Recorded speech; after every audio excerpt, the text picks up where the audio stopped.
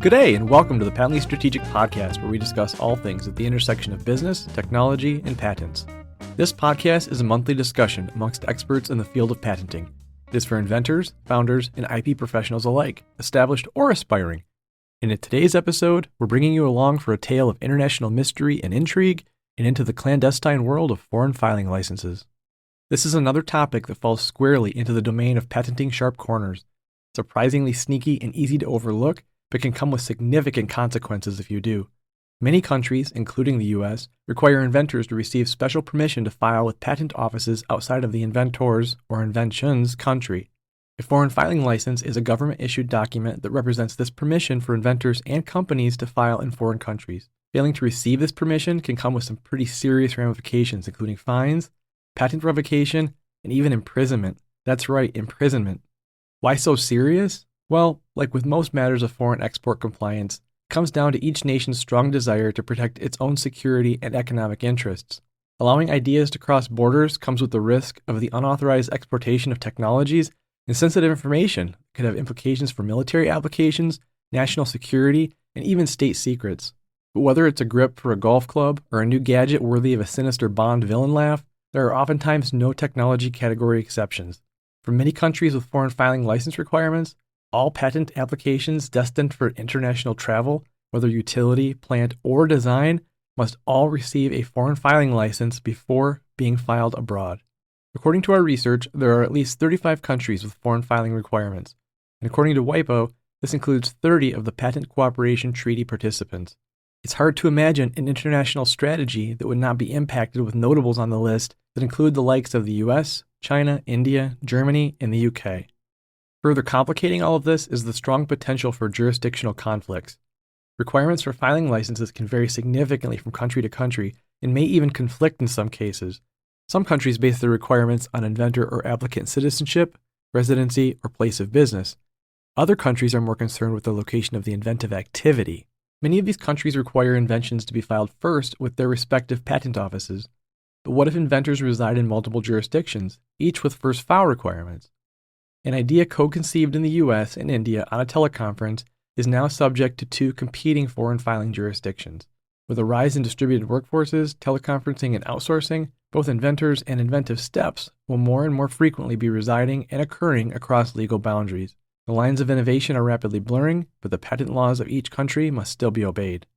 Complicating factors that inventors and practitioners will need to consider and conflicts they will need to reconcile include things like inventor citizenships and residencies, locations of the business entities, each jurisdiction where inventive activity occurs, and potential inventive sensitivities, including implications for military applications, national security, and state secrets. And while this plot may seem sinister and perilous, you need not be shaken or stirred. In this month's episode, Aurora's newest 00 patent agent and first-time Patently Strategic guest host, Ty Davis, leads a discussion along with our all-star patent panel breaking down the three main categories of filing license requirements, strategies for data collection and how to navigate potential conflicts, and some example walkthroughs of international filing conflicts and their resolutions. The group also discusses some very practical tips for practitioners and businesses to consider in their foreign filing strategies. And no good spy tale would be complete without some cool gadgets and gizmos, so we've had the Q division at Aurora working on a table that visually outlines the research we've done on the countries you'll need to consider. We'll be including a link to the PDF in the show notes. Ty is joined today by our always exceptional group of IP experts, including Dr. Ashley Sloat, President and Director of Patent Strategy at Aurora, Kristen Hansen, Patent Strategist at Aurora, and Dr. David Jackrell, President of Jackrell Consulting. All right, take it away, Ty.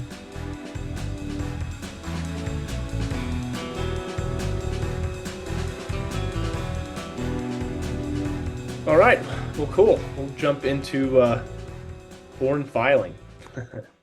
Definitely spent some time researching this. It took a little while to kind of formulate into a presentation.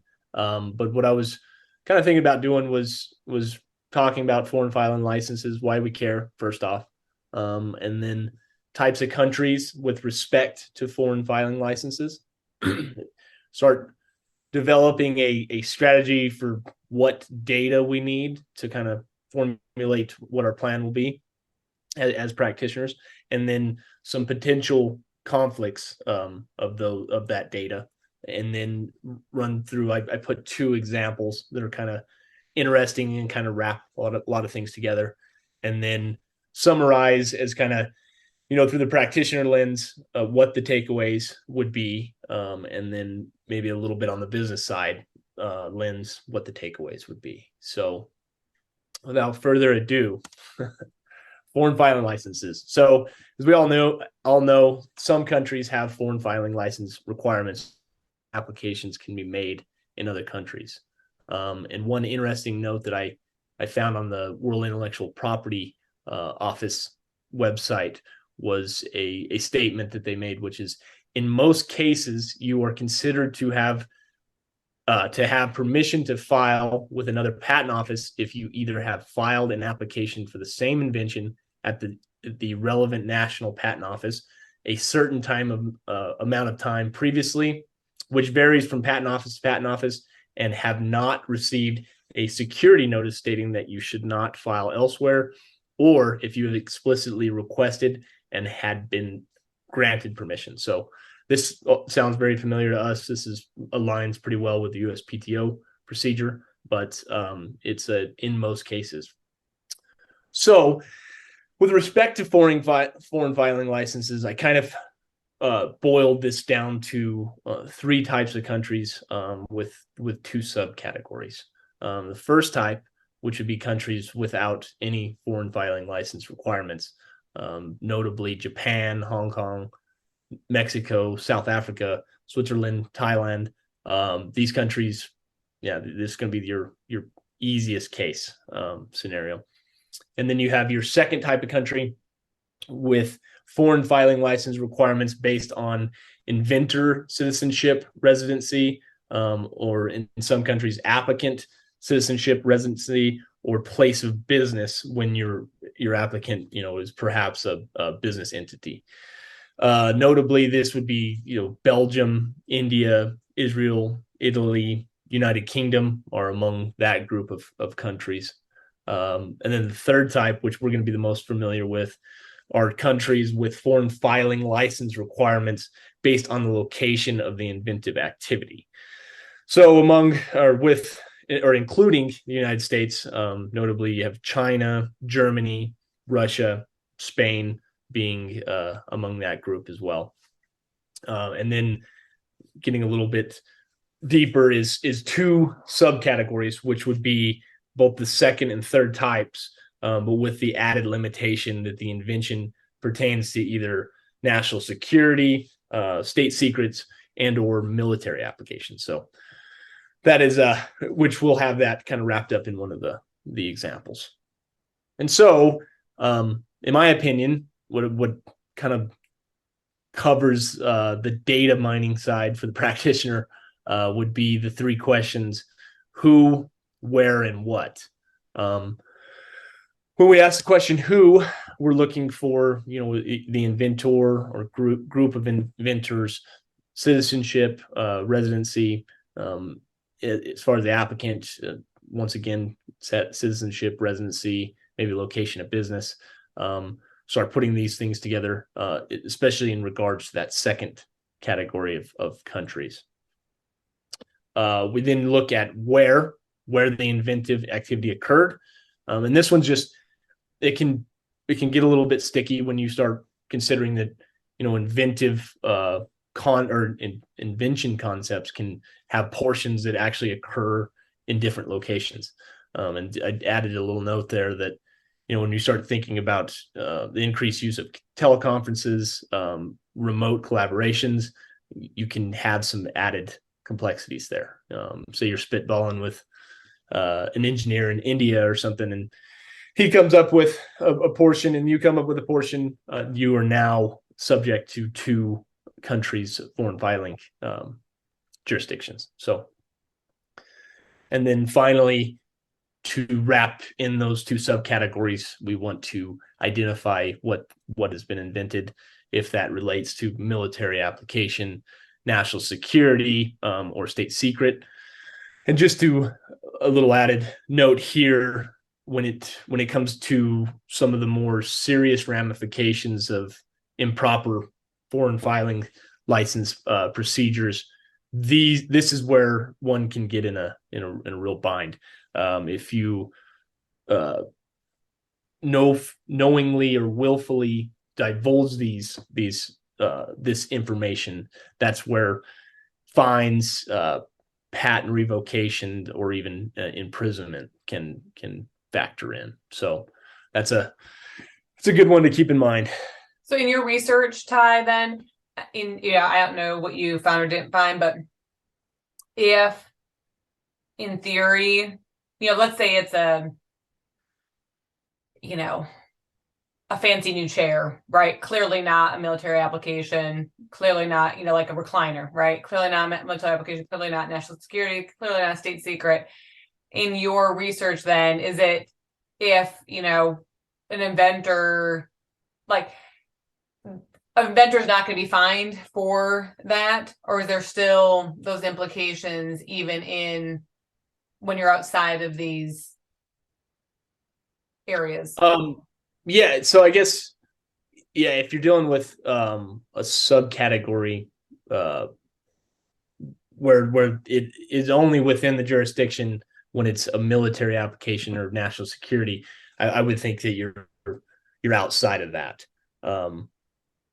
In other, there you look at China or the US or whatever, if you're not going through the actual steps of receiving that foreign filing license, you can still get in a bind even on something like that. Okay, fine. That makes sense. I hope I answered your question there. I mean, well, it sounds like, fines and stuff like that is still likely or could be levied, but probably maybe imprisonment would be maybe overkill for. Yeah, and really the only places that I seem to see that was, like I said, when you have material that's pursuant to a secrecy order or something, and you knowingly and willfully divulge those secrets. That's where the imprisonment seems to be brought up. Yeah, I think the imprisonment, but even if it isn't willingly and purposefully divulged, you can still receive fines and receive a block of a patent on those. Right. The way I look at this topic in general, it's just good to get it right, no matter what you're doing, no matter what country. And the way you do that is, first of all, you have to realize, okay, I'm not filing US only. Where else am I filing? Where are my inventors from, citizenship wise, residence wise? And apply all those facts and then look it up every time without fail. Even if I know France needs a foreign filing license, if it's an inventor that lives in France and is a resident of France, even though I know that in my head, every single time I look it up because it might have changed. I want to get it right. I want to best protect the client. And so I look it up every time. Right. I think awareness, is part of it. And then, And to add to that, something that I've seen over and over in every blog that I read was, you can figure all these things out, but it's at the end of the day, it's always best to refer to an associate that is a local and knows the ins and outs. So I know from just personal kind of experience, India can be very problematic. You have inventors who have are Indian citizens, and so is there a like best practices or things to watch out for? And you had those categories. So India was in that second category. So if you have inventors in whatever category, or is there some kind of a heat that you can give to us for that? Well, that's what I was in the table that I was building, was kind of trying to formulate a cheat sheet. So and as you bring up, India is kind of interesting. Their cutoff would be whether or not you are a tax resident of India, which is if you live there for 183 days out of the year. There's a little bit of, and interesting enough, I actually have that as one of the examples. So we'll dive a little bit deeper into that. I think the only other thing I learned recently about, India, which is this is just making sure you should always make sure your inventors, you maintain a good relationship with them, but you need a power of attorney from every single inventor to do a foreign filing license request, even if you have an applicant. So if you've, burned bridges with half of your engineering team and aren't going to sign anything, you might be kind of SOL a little bit. Huh. So, Interesting. fun fact. Don't Yeah. piss people off in general. Yeah, and I can't remember if that applies to more than India or not. It's kind of a packet that you need to send to India to get a foreign filing license, but I can't recall if there are other countries that are that stringent. Right. Yeah. So as far as, I don't know, generic potential conflicts, and this isn't, exhaustive list, but I'd just say that this is kind of the more commonplace. You have, you can have two or more inventors or applicants having different citizenship residence within countries from the second category. Two or more inventors performing inventive activity in two or more of the countries from the third, where we were kind of breaking that down. And then the last one, you could have even a single inventor or two or more with citizenship and or residency in a country from the second category, but conceiving the invention or inventive portions within a country from the third. So these are, like I said, there is others, but I would say these are the more common. So looking at an example of this, our first example, say we had a U.S. company has an in-person workshop at their U.S.-based headquarters. As part, two company employees attend. Employee A is a Chinese resident working for a Chinese branch of the company who's at the in-person workshop. And then you have employee B, David, which for 5 months of the year is in the U.S., but then returns to his family in India for 7 months of the year. During the workshop, the two employees inventing manufacturing process that greatly increases the efficiency of the company's manufacturing. As such, the company wants to pursue intellectual property development on this. So what conflicts could we have here?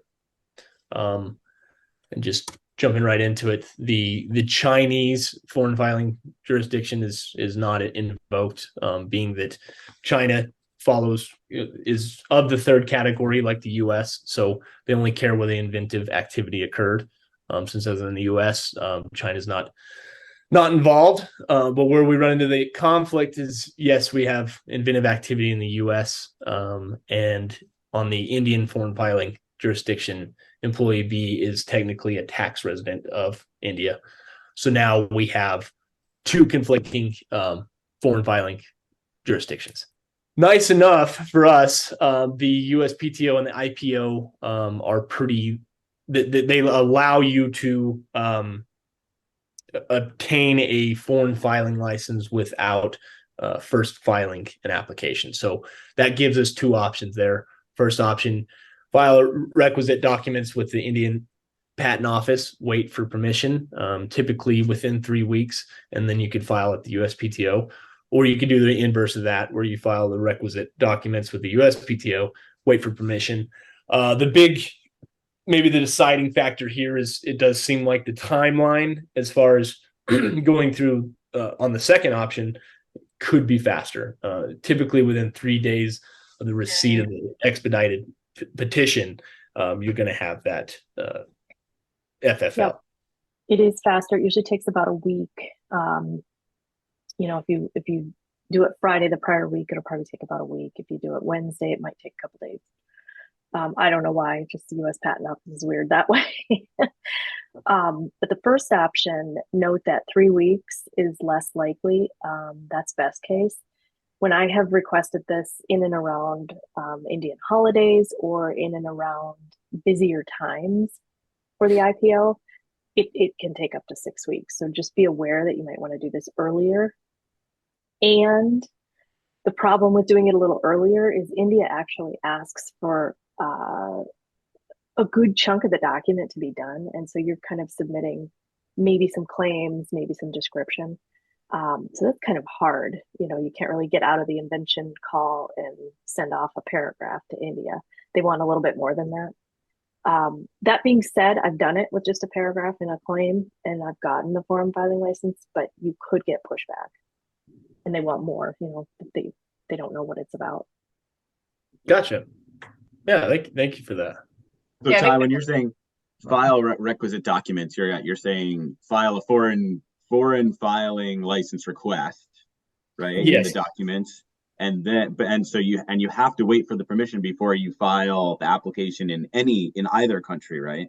Yes. Yeah. And as Kristen said, you have to have a pretty much full disclosure of the invention in those requisite documents.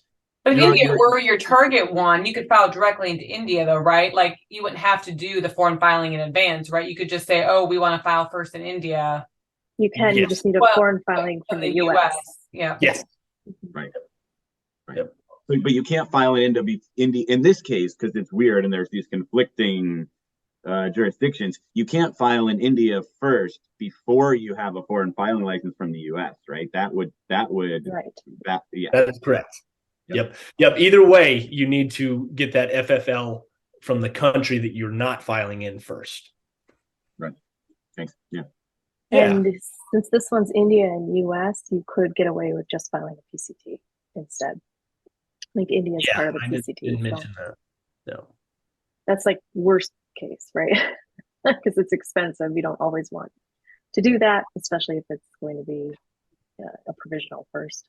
So if you get with the PCT, you would still have to get the FFL from India, but would filing the PCT satisfy the US if you did it with the US receiving office since it's a US company? I would believe it would be almost the same for national or PCT. You're still going to need that the other country's FFL first. Is India part of the PCT? They are, but I didn't think that the PCT could satisfy that. So I think it can, but I'll look it up and I'll get back to you. That'd actually be really.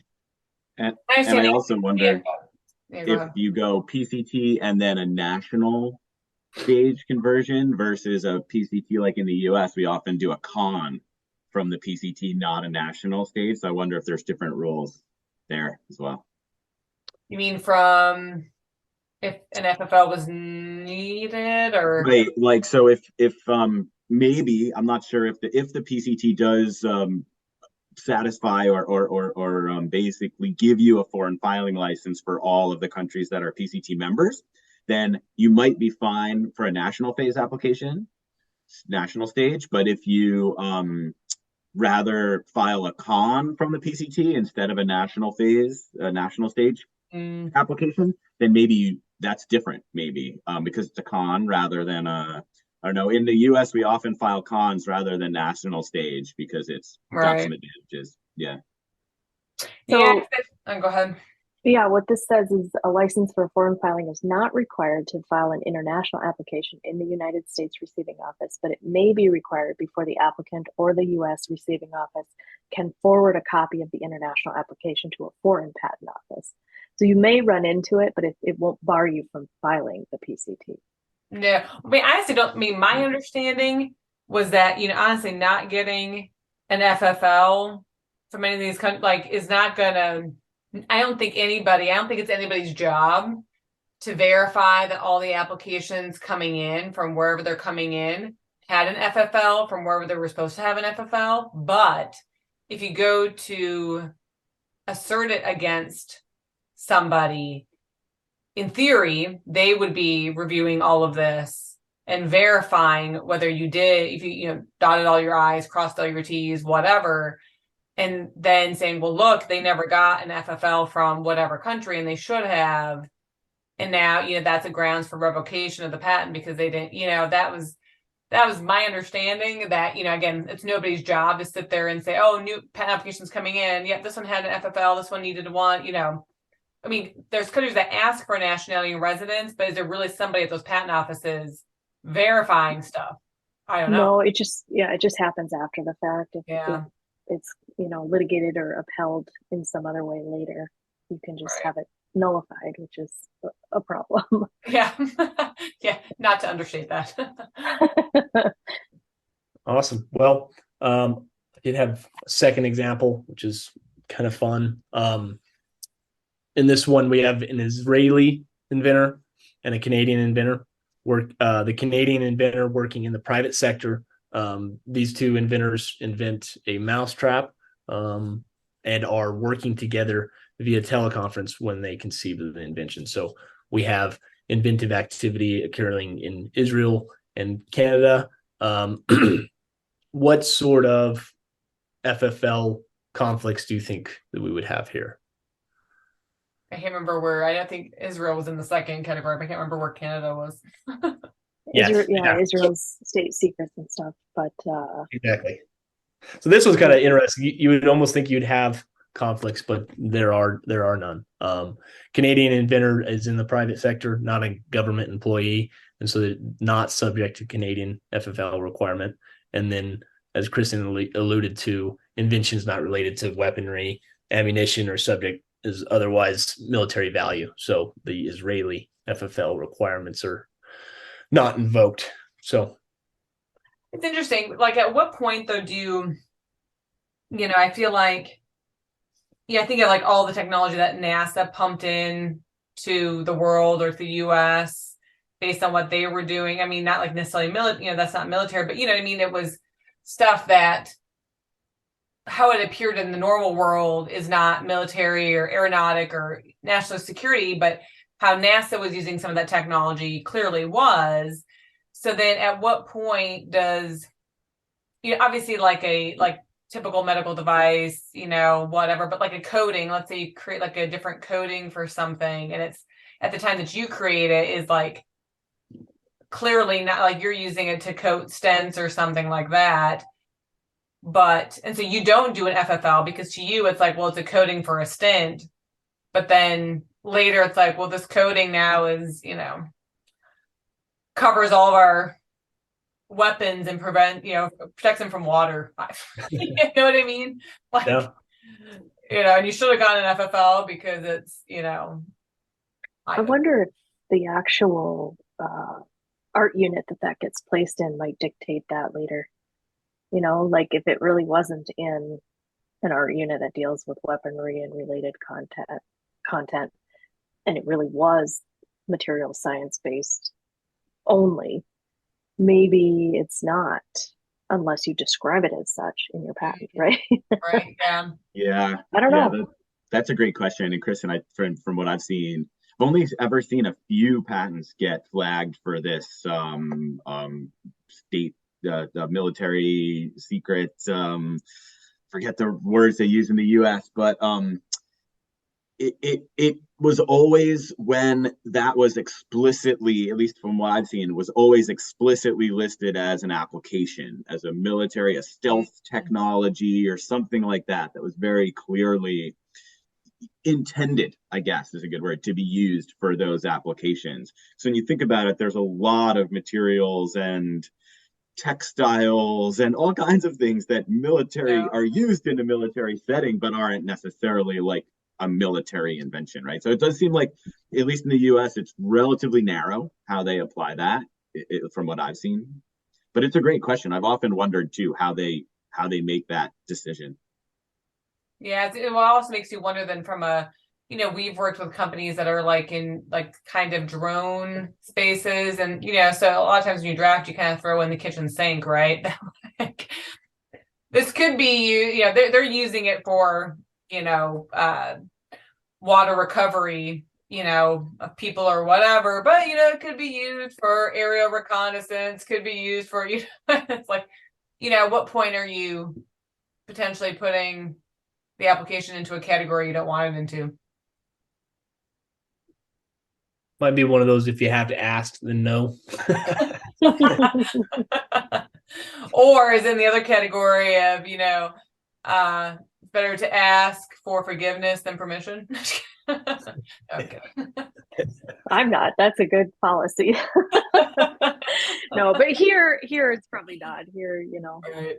do the conservative thing. But Yeah. I wonder in the back end if they would ever allow you to strike through something like that in your spec in order to get it out of this conundrum. Yeah. I don't know. That's interesting, like some kind of spec amendment or like said strike through, or because then you can do in copyright with code, you can black out stuff that you want to not be in the copyright. Mm-hmm.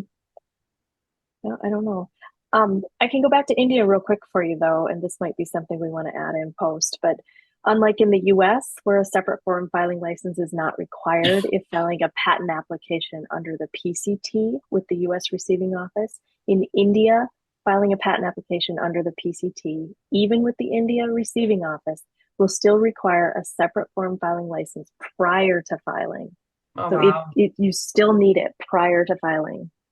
So, but if you did just a normal Indian patent application, then you can get that foreign filing license through a normal course. But if you're going to do an international filing with the Indian Patent Office, then you need to do FFL separate. You still need the FFL, but in the US, you do not. So if somebody wanted to do that from India and file, or some other country, not India, they can bypass the US foreign filing license by filing a PCT. Okay. With the US receiving office. Exactly. But the other way around doesn't seem to work for all countries anymore. Yeah, and if you went through the IB, then, which you might have to, like, if you have, now I can't remember.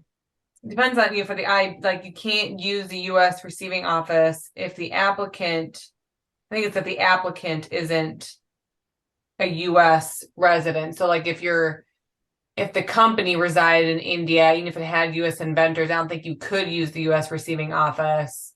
But if the applicant were a US company and if the inventors were wherever, then I think you can use the US receiving office. There's something like that, because I know we've run into that before, where if the company isn't a US company, if you're not filing under a US company, you have to use the IB or some other competent office. You can't use the US. I mean, the US receiving office will accept it, but then they'll kick it to the IB and send you a notice saying, right, yeah, shame on you. You did it wrong, right? Yeah, shame on you, you did it wrong. This is not a US company. But yeah. More questions than answers. Yeah. Always. So what's the process of do you, for China, for inventive activity in China, do you submit like a packet like you do for India Yeah, they call it confidentiality examination, but it's another. That really exists in China? No, I'm kidding. Confidential as in like we'll take it and steal it and then no, I'm kidding. I'm kidding. I know. Yeah, just another word for FFL, I guess. But China has other stuff, right? It remind me, didn't you just go through the quick rules on China for having to get the license? I will I'll tell you, actually I have a page in my notes. Okay. I can't remember. I had a supplementary slide, but I actually ended up taking those out. That's okay. This is why I look it up every time, because I asked myself, what was this one again? Oh, and there's what it was called. Administrative sanctions is the scary language that let's see. So the request for the FFL in 3 ways: file separate request through the CNIPA without or before filing an app in China. File a request for a filing license at or after filing a Chinese app. Filing a PCT app with the CNIPA as a receiving office, I guess, is the 3 ways. Say what are the 3 ways? The pre-packet material, PCT I'm sorry? with the CN. This is the 3 ways where the pre-packet material, filing directly with the CNIPA, or what was the third one? Filing for a license at the time or after a Chinese app. Okay. And the other one was file PCT with CNIPA as the receiving office, right? It's to avoid the foreign filing license. Is that right? Yes, I believe. Okay. Yes. Okay. Yep. Administrative sanctions. I think you can use that on your children. Yeah. I don't know if it's the Chinese administrative sanctions. I don't know. It might be kind of unkind. I don't know. No. You can change them. Whatever you want. Just call them that.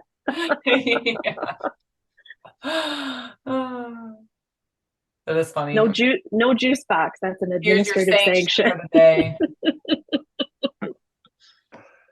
Yeah. So I guess I kind of to boil all this down, just brought it into kind of two summaries.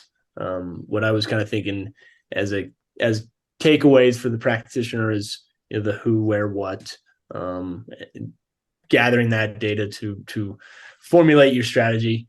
And then what I'd seen several times in some of the references was, you know, if you're a little unsure and working with two or more countries, it's typically best to start from the stricter, you know, alleviating those issues and work towards the more lenient.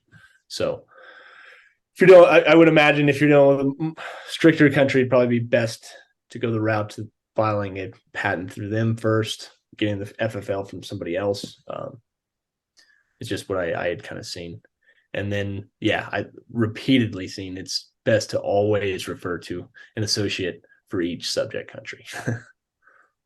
It is. And, you know, the worst case of this, if you have 3 or 4 countries involved in this and you cannot resolve it, you can figure out a way to split claims and file 2 separate or 3 separate applications. That's a good idea. It's expensive, but, you know, often certain claims don't have all inventors on it, and some do, some don't. So it's another way to get around it, albeit expensive because you have multiple applications and you're paying your practitioner to divide and conquer. So yeah, I didn't think about that.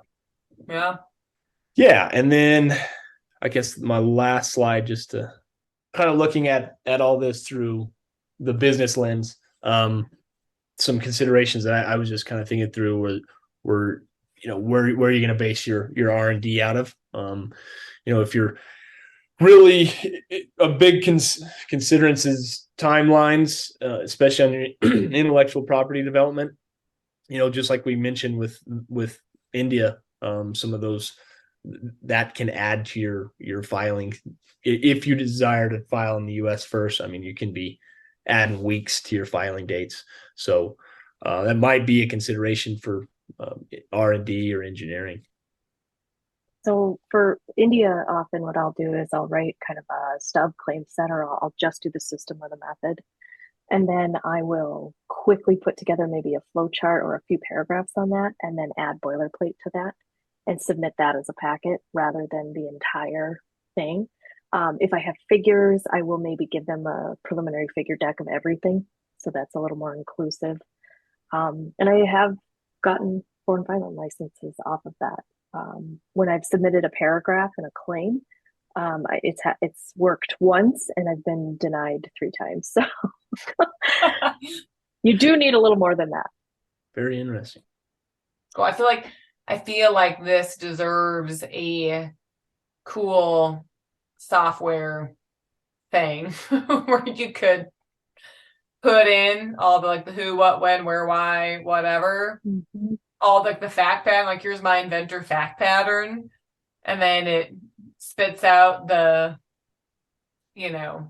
strategy. Yeah, or not even the strategy, but like I said, like here's the strictest country based on this inventor, and then pulls whatever you'd still want to verify, right? Of course, but and then here's like more lenient countries, and so here's like the tiered of complexities that you're dealing with. Kind of puts that fact pattern into a digestible thing that you can then act upon, right? I feel like there's some interesting software thing there. Yeah, there could be, but I always learn something when I do this. When I look something up, I'm like, oh, I didn't know that, or I forgot I knew that. Right? Yeah, it's more likely. I always do. I mean, like the weirdest one I've ever filed in, like, and it's not an obscure country by any means, but it is to have a U.S. inventor filing in Russia, or a Russian inventor filing in the U.S. but needing to file in Russia first. That's the inventive activity, right? Russia's inventive activity in Russia. Yeah. So it's so weird because it's not just kind of the laws that apply, but it's what they ask for, and they want like your patronymic name, and that happens to be like your last name with your father's last name on the beginning of it, and like you have to know what all of these things are. It's peculiar, but just not our culture, and it's not what we do over here. Right. So question, because certain countries used to be part of the USSR, something like Ukraine. Actually, I know some companies that have been using developers in Ukraine. Does Ukraine have any interesting rules around it because they, kind of were once a part of Russia or like the USSR? I'm just, things break apart there. I mean, I don't even know if Ukraine has a decent patent system. You know what I mean? I don't know, but I was curious what notes I had on the table about Ukraine. Well, I don't. Yeah, I don't think there is with Ukraine. Listen, I'll have to look into that and add to it. Yeah, I mean, there might not even be a significant patent system. You know what I mean? I just, started thinking about like all the countries that kind of broken apart. Do they have a patent system still? And is it the patent system that's largely from the country that they broke apart from, or do they create their own? No, weird stuff. See a guide to patenting in Belarus, Ukraine, Georgia, and Kazakhstan. Well, there you go. I'll send that around.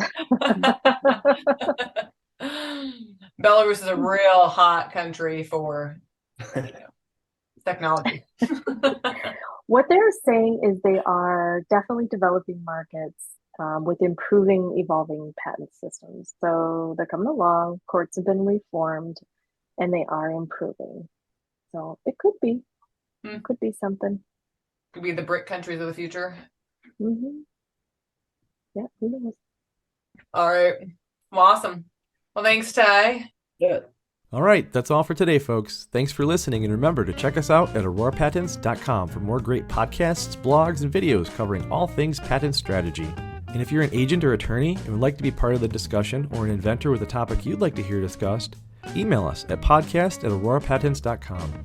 Do remember that this podcast does not constitute legal advice, and until next time, keep calm and patent on.